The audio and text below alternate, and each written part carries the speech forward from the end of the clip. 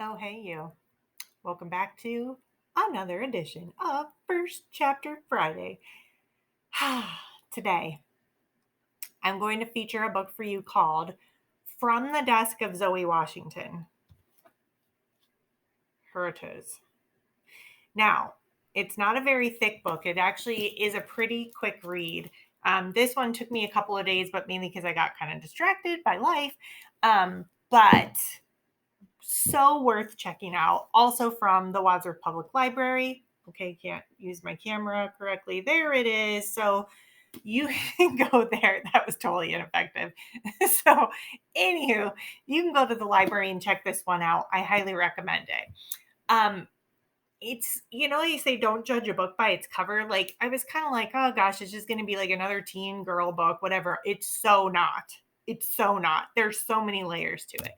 So let's talk about this for a minute.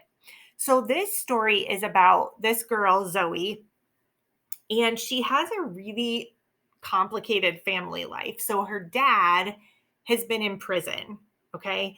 So, he's been in prison and she had never met him. And then on her 12th birthday, he sends her a letter out of nowhere. All right.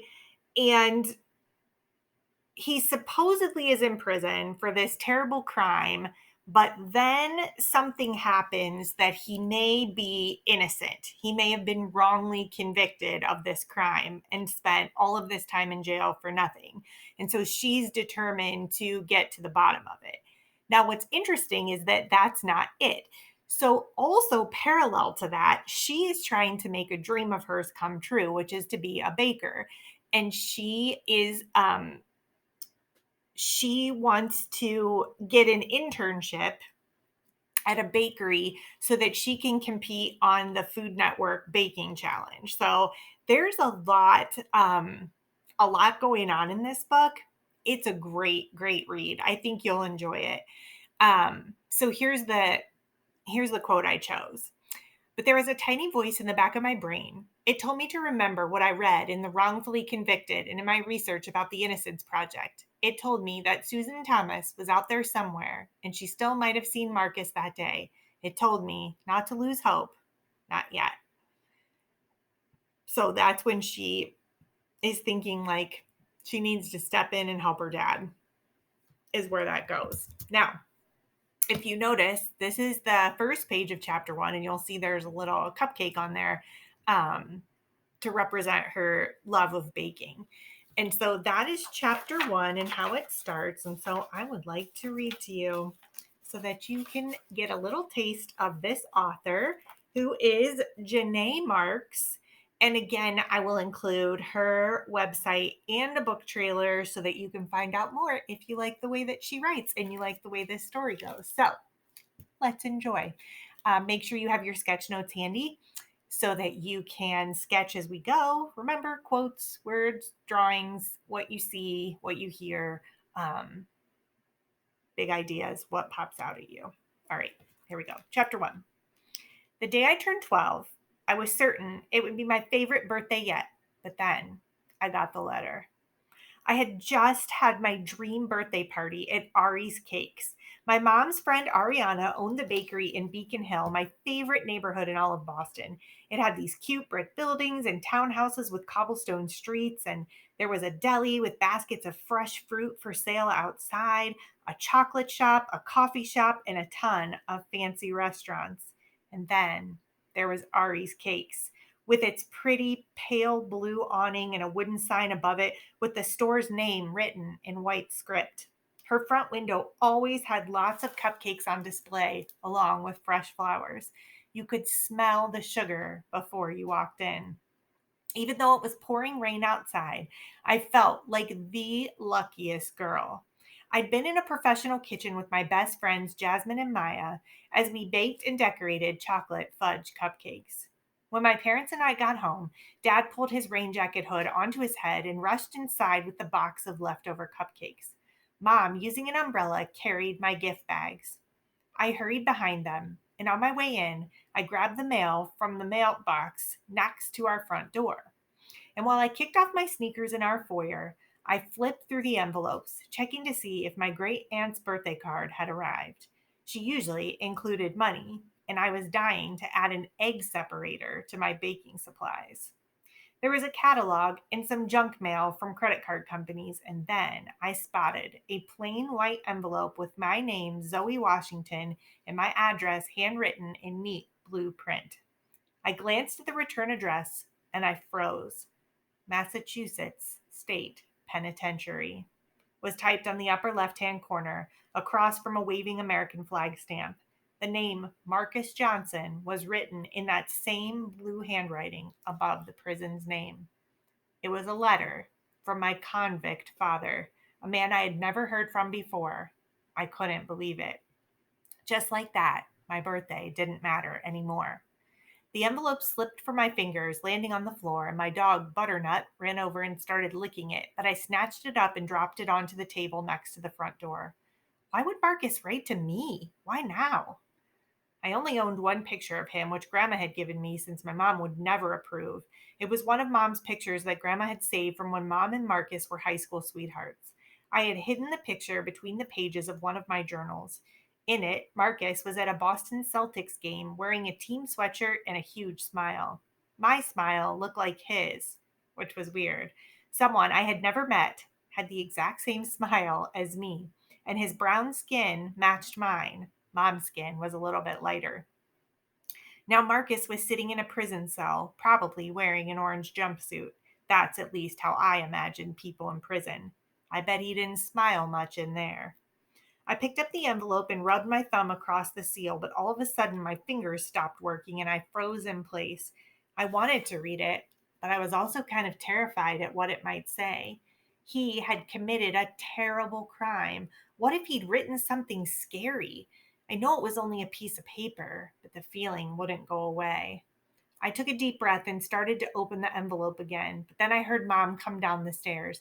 I knew it was Mom and not my stepdad, Paul, because she was humming a song, which she did a lot, especially in front of the bathroom mirror when she was putting on makeup. She had a pretty good voice, but she always said it was because of the bathroom acoustics. But that was wrong because my stepdad sometimes sang in the shower and the acoustics did not stop him from sounding like a dying coyote.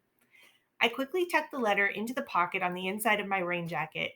It wouldn't be a good idea to show Mom. I was pretty sure she'd take it away without letting me read it. I hoped she couldn't hear how hard my heart was beating. I put the gift bags in your room, she said.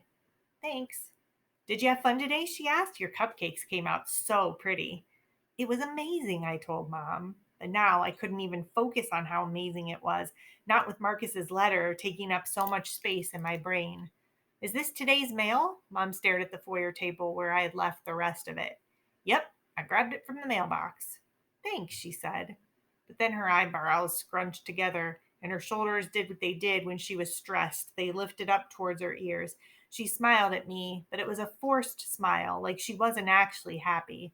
She picked up the pile of mail, and as she flipped through it, her shoulders slowly returned to their normal position. I thought Auntie Lillian's card might have come, but I didn't see it. I swallowed hard, thinking of the letter that had come. I wondered if I should tell Mom about it. But what if it made her mad or upset? She didn't like to talk about Marcus. Mom smiled at me for real. It'll come. Anyway, there's one more birthday surprise for you. We're going to order Hawaiian ish pizza for dinner. I forced myself to smile. Hawaiian ish was the name that I had given my favorite pizza combination, pineapple and pepperoni instead of ham. Since my mom and stepdad thought it was gross, we usually only got those toppings on half the pizza.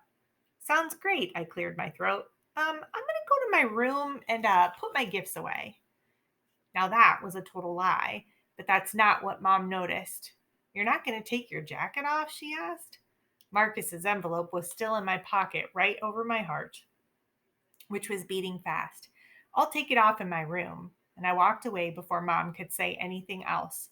What in the world could Marcus have to say to me? I had to know. So I shut my bedroom door and I opened the envelope. The paper inside was a piece of loose leaf paper, like what Mom would buy to put into my school binders. The words filling the page were written in the same blue handwriting from the front of the envelope, except the print wasn't as neat. I stood in the middle of my bedroom and I read the letter from start to finish. And then I read it again. Everything was quiet except for my heartbeat echoing in my eardrums. And it said, to my little tomato, happy birthday. I can't believe you're 12 years old. Wow. Do I sound like a broken record when I say that you're growing up so fast? Do you even know what a broken record is? Everybody used to listen to CDs when I was growing up, but my dad, your grandpa, kept a record player in the corner of the living room. He always says that music sounds better coming from a record player. He might be right. His favorite singer is Stevie Wonder. Have you ever heard any of his songs? He had a pretty great voice. There's this one song called Isn't She Lovely? You should look it up sometime. Stevie is saying exactly how I feel about you, my baby girl. Well, you're not a baby anymore, but I know you got to be pretty lovely at this age. I wish I could give you a hug and see your smiling face on your big day. I'm sorry I can't be there to celebrate with you. I know your mom is doing something special. She was always good at knowing how to celebrate birthdays when we were together. Even if you never reply to these letters, I'll keep writing them, though I hope you'll write me back one day. In the meantime, I want you to know that I think about you every day. Love, Daddy. All I could do was stand there staring at the paper in my hands. I was like the Tin Man in The Wizard of Oz when he needed to be oiled. Like my arms and legs felt stiff, like they'd weigh 1,000,000 pounds if I tried to move them. Why did Marcus sound so nice? Mom always made him sound like he was a bad person. He didn't seem like he was writing from prison. I wasn't sure how someone in prison would sound exactly, but I had guessed they wouldn't be so smart. He seemed normal. He liked music like any other dad, like my stepdad who was into classical and jazz music, and I had heard of Stevie Wonder and I thought I knew a couple of his songs. I would have to look up Isn't She Lovely later on. I read the letter again. Why had he called me Little Tomato? It was kind of weird. I mean, I like tomatoes, especially the little ones, but I didn't want to be called one. And what did Marcus mean when he wrote these letters? Because this was the first one I had ever gotten from him. It didn't make any sense.